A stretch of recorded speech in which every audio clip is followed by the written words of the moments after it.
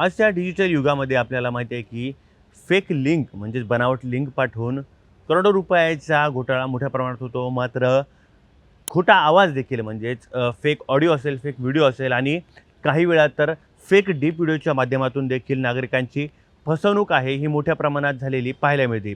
काही दिवसापूर्वीच आपण पाहिलं की निर्मला सीतारामन यांच्या डीप फेक व्हिडिओ च्या आधारे एका नागरिकाला तब्बल करोडो रुपयाचा सायबर फसवणूक झाल्याचं प्रकरण समोर आलेलं आहे.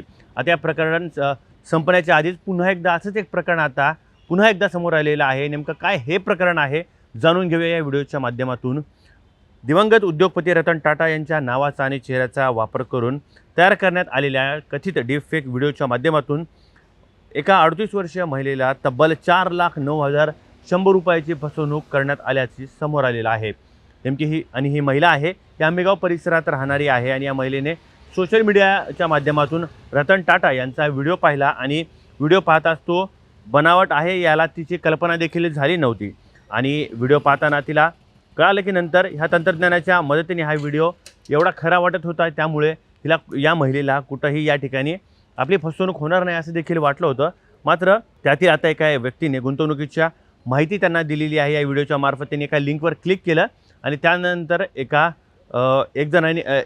माणसाने तिला कॉन्टॅक्ट करण्याचा प्रयत्न केला आणि त्यानंतर दोघांचं बोलणं झालं आणि तो जो बोलणारा होता त्याचं नाव होतं मधुमोहन नावाच्या व्यक्तीने तिच्याशी संपर्क साधला आणि शेअर बाजारातील गुंतवणुकीचा तिला चांगला परतावा मिळून देईल अशा आशा देखील दाखवल्या आणि असा मोठा आमिष देखील दाखवण्यात आलेलं होतं.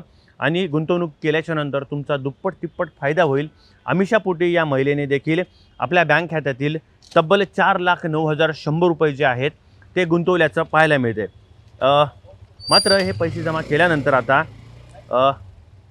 जो मधुबन नावाचा व्यक्ती आहे त्यांनी सांगितलं की या ठिकाणी असे पैसे हे तुमचे आहेत, आम्ही गुंतवणार आहोत आणि त्या माध्यमातून नंतर तुम्हाला दुप्पट ते तिप्पट परतावा देखील मिळणार आहे.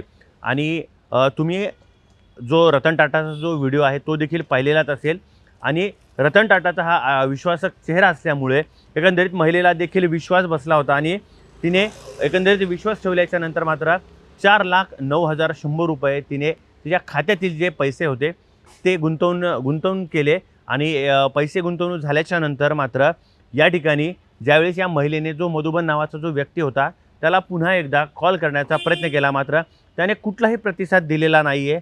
मग 1 दिवस झाला, 2 दिवस झाला, मात्र ते वारंवार या महिलेने त्याला फोन केले, मात्र कुठलाही त्या महिलेला रिस्पॉन्ड मिळालेला नाही, उत्तर मिळालेलं नाही.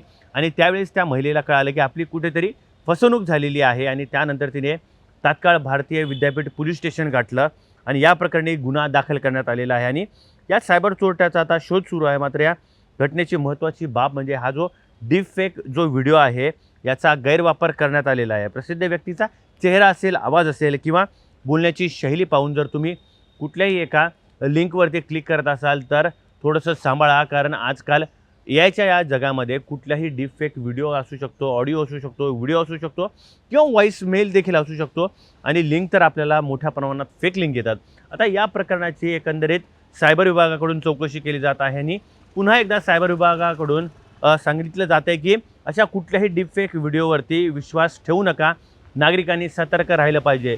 या संपूर्ण घटनेमधून एक बाब महत्त्वाची आहे ती म्हणजे आपले पैसे आपण कशा पद्धतीने जपून ठेवायचे, कारण आयुष्यभर आपण ही कष्ट करून जे पैसे आपण कमवतो, मात्र कुठल्या तरी सायबर फ्रॉडच्या माध्यमातून आपले हे जे आयुष्यभराची जी पुंजी आहे ती एका मिनिटामध्येच संपून जाते, एका मिनिटामध्येच पूर्ण आपलं बँक अकाउंट देखील खाली होऊन जातं. मात्र एकंदरीत या प्रकरणातून एक गोष्ट मात्र नक्की आहे की कुठल्याही डीपफेक व्हिडिओ असेल, ऑडिओ असेल, व्हिडिओ असेल किंवा कुठलीही लिंक असेल तिला मात्र ओपन करण्याआधी आमचा व्हिडिओ नक्कीच लक्षात ठेवा.